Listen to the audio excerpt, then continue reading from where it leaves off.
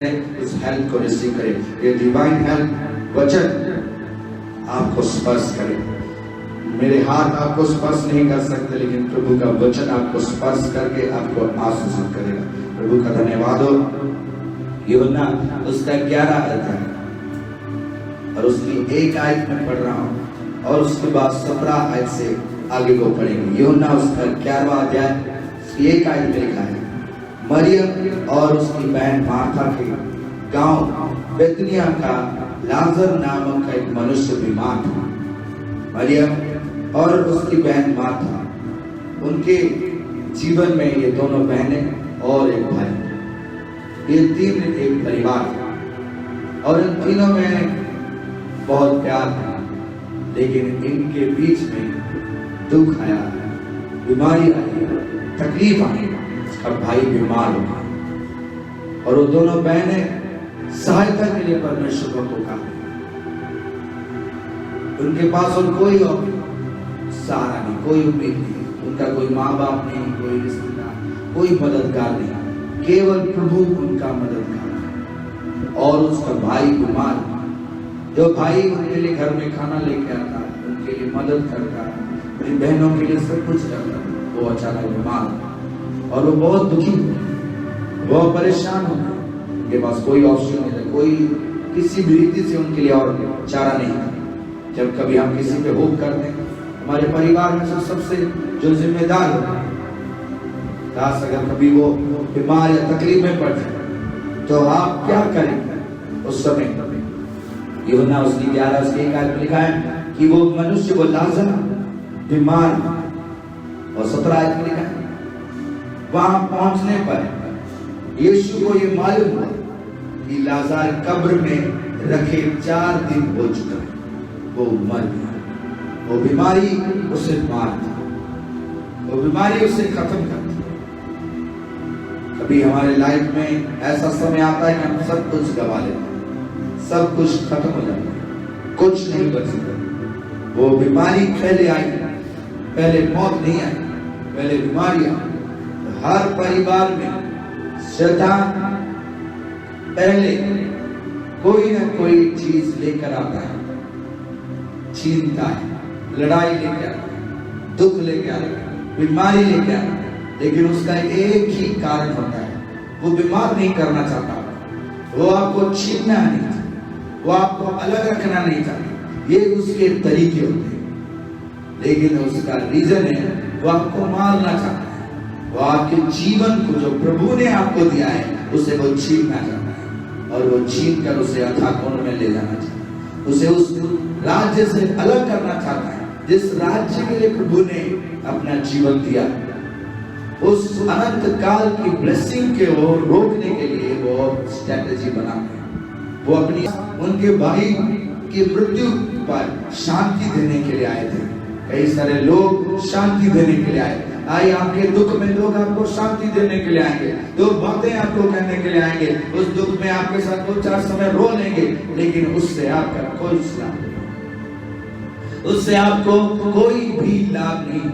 लेकिन प्रभु का वचन कहता है जब प्रभु वहां पर आए, 20 आयत में लिखा, जब मार्था ने यीशु के आने का समाचार सुना तो उससे भेंट करने को गई, परंतु मरियम घर में बैठी रही। और 21 आयत में लिखा है, मार्था ने यीशु से कहा, हे प्रभु, इस आयत को मैं आपको भेजना चाहता हूँ। ये आयत आज प्रभु आपके साथ बात करना चाहते हैं। इस 21 आयत को इसमें लिखा है,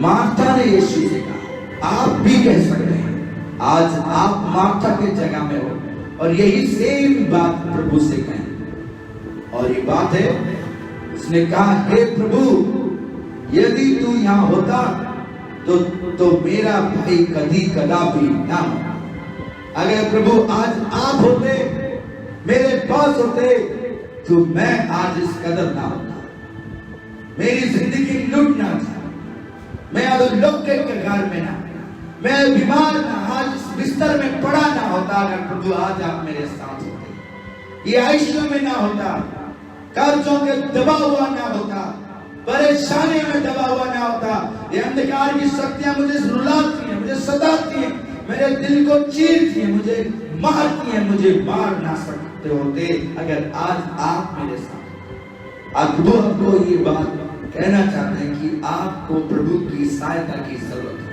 हर उस परिवार को प्रभु की सहायता की जरूरत है। आज हो सकता है आपको कहते हैं मुझे जरूरत नहीं, लेकिन एक दिन आएगा, उस दिन में आप कराओगे, चिल्लाओगे, उससे पहले प्रभु के पास आओ, उससे पहले प्रभु के पास आओ।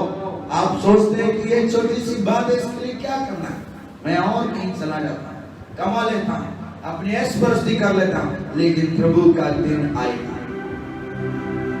हर एक को उसकी जरूरत है। अगर वो हो तो ये बोझ कभी नहीं हो सकता। माता ने कहा प्रभु अगर आप होते तो आज मेरे बिजनेस में घाटा ना होता, अगर आप होते तो आज मैं कर्जों के ऊपर दबा हुआ ना होता, अगर आज आप होते तो मैं चिंता में पड़ा हुआ रोज ना रहा होता। प्रभु का वचन कहता है अगर आज के दिन अपने दिल को कठोर ना करो, उससे कहो प्रभु अगर आप होते तो आज मैं इस दुख में ना होता। अगर कोई निंदा, कोई तकलीफ, कोई परेशानी है तो उससे यह प्रार्थना करो, उससे कहो तो वो कहेगा। अय्यूब ने कहा अपना सब कुछ लुटवा कर कहा प्रभु मुझे यकीन है, मुझे यकीन है एक बेटी मर गई, बेटियां मर गई, बीमारी ने मुझे खा डाला है, तकलीफ को सड़ रहा है, मेरा शरीर सड़ रहा है, मेरा सारा शरीर सड़कर गल रहा है और मुझे किसी रीति से चैन नहीं है, लेकिन मुझे यकीन है, मुझे ये यकीन है कि मेरा उद्धार करता जीवित है। जॉब जा चुकी है लेकिन यकीन रखो वो आपका जीवित है, जो आपको लेके गया आपको जॉब दे। यकीन रखो सब कुछ खत्म होने के बाद भी वो आपके साथ है। मार्था और मरियम का सब कुछ खत्म हो चुका है, भाई मर चुका है, होप खत्म हो चुकी है, 4 दिन हो चुका है कब्र में है, आपकी होप मर चुकी है, आपका सेंस मर चुका है, आपकी फाइनेंस पूरी तरह से डेड हो चुकी है, अकाउंट लेस हो चुका है और पूरी तरह से आपकी मेडिकल रिपोर्ट्स आपको ये बता रही है कि आप पूरी तरह से डेड होने वाले हैं, पूरी तरह से खत्म होने वाले। उस वक्त उनकी उम्मीद थी कि वो कहते अगर प्रभु आप होते तो ये कंडीशन। आज आप भी प्रभु से कह सकते हैं प्रभु अगर आज आप होते तो मेरे साथ ऐसा ना हो। इसलिए आगे की आयत आप सब इससे अपने जीवन में गांठ बांध लिखा है 22 आयत जिसमें मैं आपको प्रचार करना चाहता हूं। प्रभु ने कहा ये बात इन्हें कहना। लिखा है और अभी भी मैं जानती हूं, अभी भी मैं जानती हूं मेरा जॉब जा चुका, पैसे खत्म हो चुके, दरवाजे पे खड़े, डिवोर्स फाइल हो चुकी है,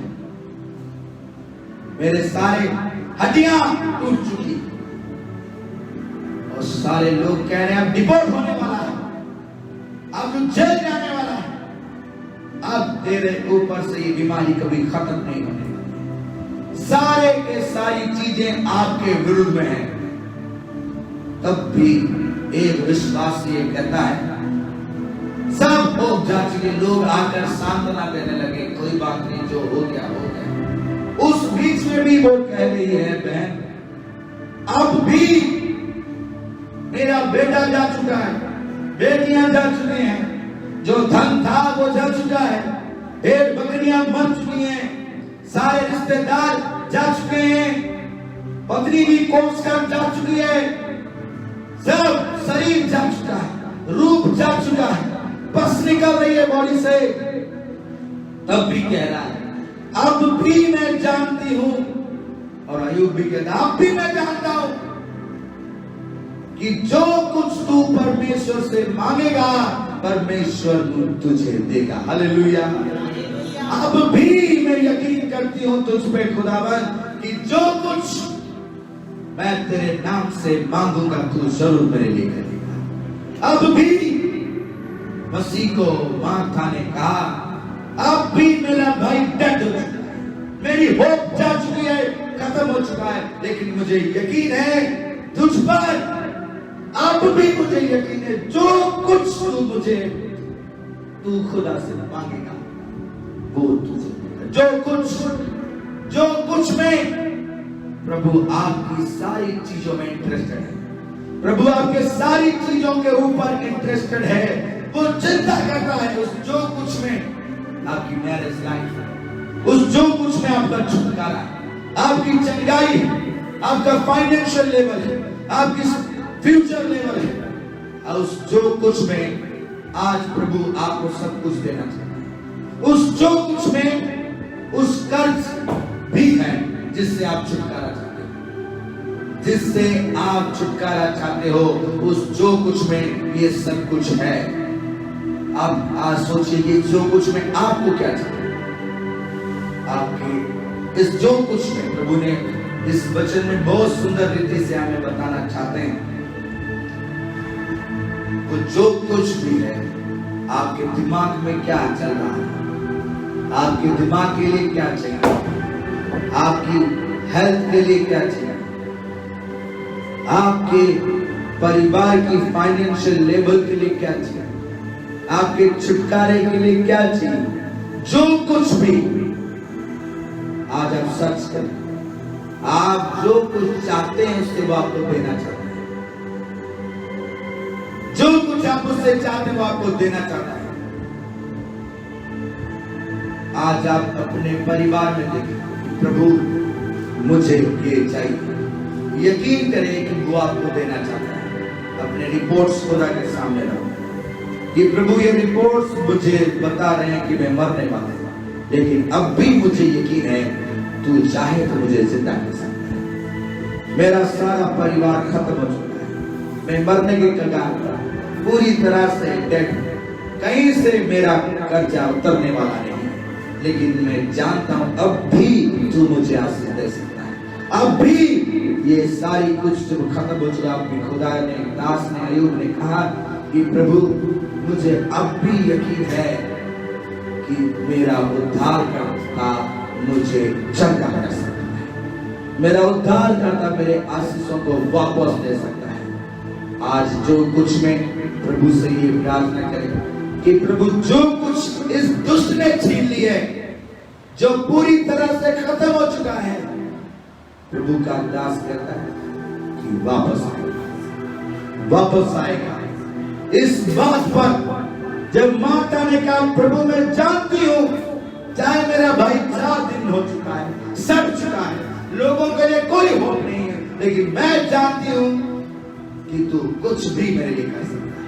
तू जो कुछ अपने पिता से मांगेगा वो तुझे जरूर देगा। आज प्रभु आपको वो देना चाहता है जो कुछ आपको नीड है। इस फ्राइडे के फास्टिंग प्रेयर की मीटिंग में आप जो मुझे देख रहे हैं, मुझे सुन रहे हैं, मैं आपको ये वचन कहता हूं, जो कुछ आपकी फैमिली में नीड है, इवन आपकी सांसारिक चीजें, स्पिरिचुअल चीजें, जो कि प्रभु का वचन कहता है। पहला यूहन्ना में, तीसरा यूहन्ना में परमेश्वर का वचन कहता है, उसका 1 अध्याय उसकी 2 आयत में लिखा है, हे प्रिय, मेरी ये प्रार्थना है कि जैसे तू आत्मिक उन्नति कर रहा है, वैसे ही तू सब बातों में उन्नति करे। ये प्रभु की इच्छा है कि आप सारी बातों में सक्सेसफुल हो। हर एक बात आपकी हेल्थ, आपकी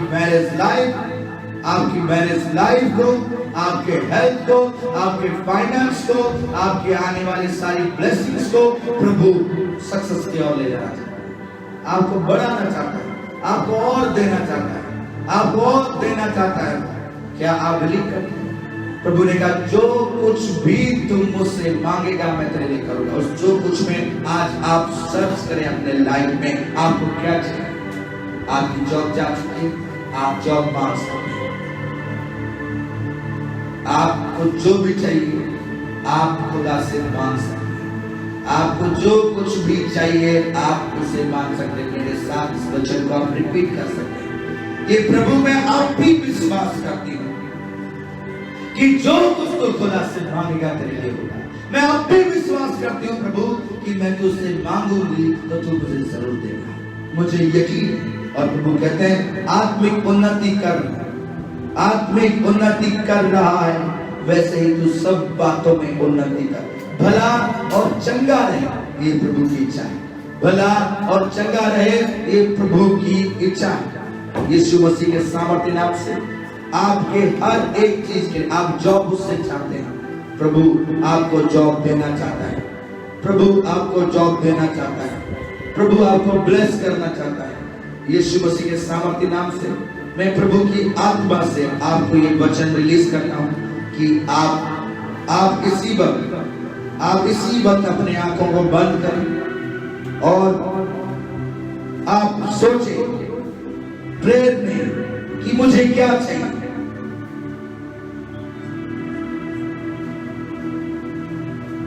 मुझे क्या चाहिए, मुझे क्या चाहिए और क्या मुझे जरूरत है। जो कुछ भी मुझे चाहिए मैं खुदा से मांगू।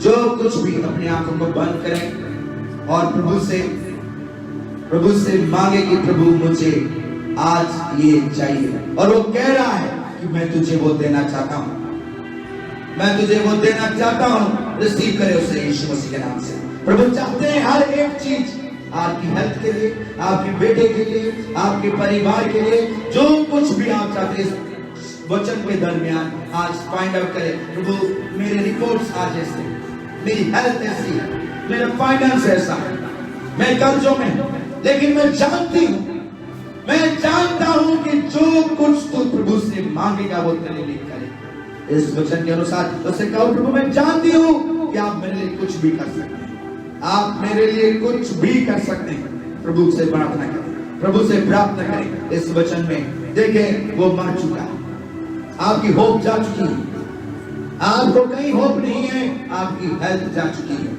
आपका परिवार खत्म होना है, आपका जीवन पूरी तरह से डेड लाइन में। यकीन रखें 4 दिन का मुर्दा लाजर को जिंदा करने वाला आपकी हर आशीष को वापस करने की सामर्थ्य रखता है, आपकी हर आशीष को आपको वापस करने की सामर्थ्य रखता है।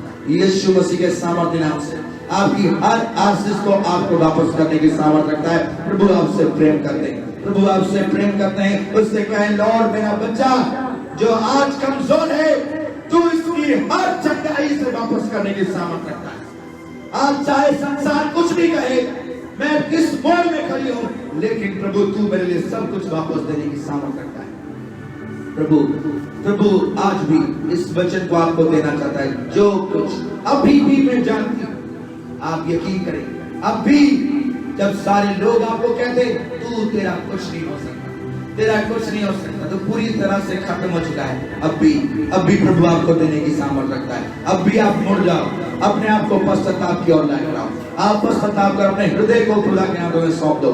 आपको वो कहता है संसार के लोग इतने घुटने नहीं चलेंगे, तेरी कमर नहीं ठीक हो सकती, तेरा कैंसर तुझे छोड़ के नहीं जा सकता, तेरे ये पथरियां तुझे छोड़ के नहीं जा सकती, तेरा डिवोर्स हो चुका है, तेरा रिश्ता जुड़ नहीं सकता, तेरे घर से ये दुष्ट नहीं जा सकता। आओ उससे ये वचन कहो। मेरा प्रभु कहता अब भी वो मेरी सहायता कर सकता है, अब भी वो मेरी मदद कर सकता है। प्रभु मैं प्रेयर नहीं कर पाता, मैं पहले समान नहीं हूँ, मैं प्रार्थना नहीं कर सकता, मैं उपवास नहीं रख सकता, मैं वचन नहीं पढ़ पाता हूँ, शायद मुझे लगता है कि मेरा प्रभु मुझे छोड़ के जा चुका है, लेकिन अब भी वो आपकी मदद करेगा, अब भी वो आपको आशीष देने के लिए तैयार है, अब भी आपको वरदान देने के लिए तैयार है। क्या आप तैयार हैं? वो आज भी उस मरे हुए मुर्दे को जिंदा करने के लिए प्रभु ने तैयार किया। प्रभु ने कहा 23 आयत में, यीशु ने उससे कहा, और प्रभु आज भी आपको कह रहे हैं, वो तब भी वैसा ही था, क्योंकि वचन कहता है आज कल हमेशा हमेशा प्रभु एक जैसा है। वो आज भी ऐसा है, वो कल भी ऐसा था और आने वाले समय में भी ऐसा ही रहेगा। इसलिए यीशु ने उससे कहा तेरा भाई फिर जी उठेगा, तेरा भाई फिर जी उठेगा, तेरा जॉब फिर से वापस आएगा, तेरी खुशियां फिर से वापस आएंगी, तेरी चंगाई फिर से वापस आएगा, तेरा छुटकारा फिर से वापस आएगा, तेरी अनॉइंटिंग फिर से वापस आएगी, तेरा मैरिज लाइफ की वो ब्लेसिंग्स और प्यार फिर से वापस आएगा, तू फिर से जयवंत होगा, फिर से अनॉइंटेड होगा, तू फिर से अपने प्रभु का धन्यवाद करने के लिए आएगा, उसको अपना चेहरा दिखाने के लिए आएगा, उसका धन्यवाद करने के लिए आएगा, तू फिर से चंगा हो जाएगा, तू फिर से चलने फिरने लगेगा, तू फिर से अपने घर वापस जाएगा।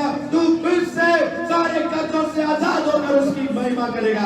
प्रभु तुझे फिर से खड़ा करना चाहता